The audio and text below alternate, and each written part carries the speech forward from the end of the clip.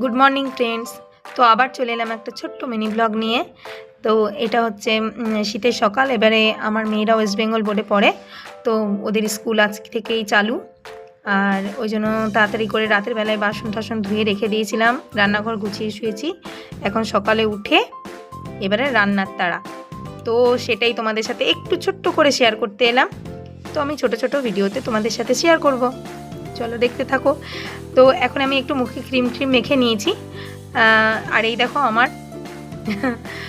আমার হাজব্যান্ড পুরো ঘুরে বেড়াচ্ছে কম্বল পরে। এখানে গরম জল চাপিয়ে দিয়েছি, একটু চা চাপিয়ে দিয়েছি, এই বাসন টাসন ধুয়ে রেখেছি।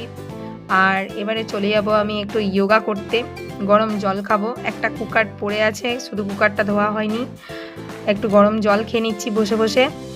তারপরে চলে গেলাম আমি রোজকার আমার যোগা করতে।